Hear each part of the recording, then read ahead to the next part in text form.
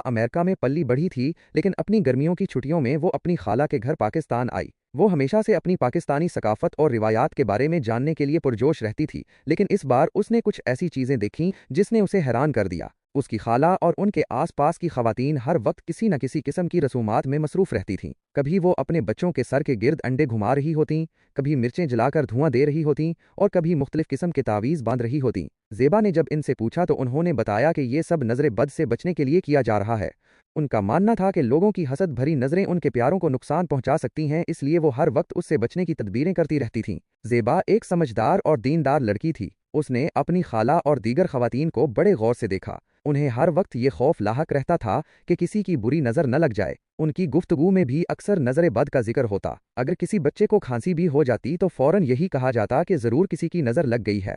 एक दिन ज़ेबा ने अपनी खाला से बहुत प्यार से कहा, खाला जान, आप लोग हर वक्त नज़र बद के खौफ में मुब्तला रहते हैं। आप हर छोटी बड़ी बात को नज़र से जोड़ते हैं। क्या आपको अल्लाह पर भरोसा नहीं है? खाला ने हैरान होकर ज़ेबा की तरफ देखा और कहा, बेटी, हमारा अल्लाह पर तो यकीन है, लेकिन नज़र बद भी तो एक हकीकत है। हमारे दीन में भी इसका जिक्र है।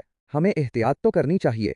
ज़ेबा ने नरमी से जवाब दिया, खाला जान, बेशक नज़र बद का असर हो सकता है, लेकिन एक मुसलमान का तवक्कल सबसे पहले अल्लाह पर होना चाहिए। हमें ये यकीन रखना चाहिए कि अगर अल्लाह की मर्जी न हो तो कोई नज़र हमें नुकसान नहीं पहुंचा सकती। आप लोग जिस तरह हर वक्त इन रसूमात में मशगूल रहते हैं, ऐसा लगता है जैसे आपको अल्लाह की हिफाजत पर कम और इन टोटकों पर ज़्यादा यकीन है। ज़ेबा की बातों ने खाला को सोचने पर मजबूर कर दिया। उन्होंने महसूस किया कि वाकई वो लोग हर वक्त एक अनजाने खौफ में मुब्तला रहते हैं और उनका ध्यान अल्लाह पर तवक्कुल करने की बजाय उन रसूमात पर ज़्यादा रहता है।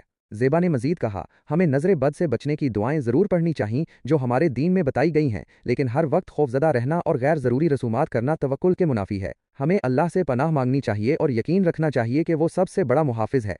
ज़ेबा की इस गुफ्तगू का खाला और दीगर खवातीन पर गहरा असर हुआ। उन्होंने महसूस किया कि ज़ेबा एक सच्ची बात कह रही है। उन्हें अल्लाह पर अपने ईमान को मजबूत करने और गैर ज़रूरी खौफ और रसूमात से बचने की ज़रूरत है। उन्होंने ज़ेबा का शुक्रिया अदा किया कि उसने उन्हें एक अहम सबक याद दिलाया।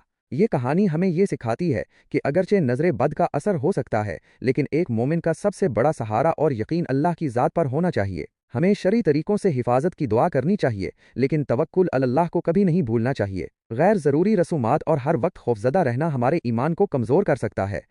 The name has now been changed to Zeba throughout the story.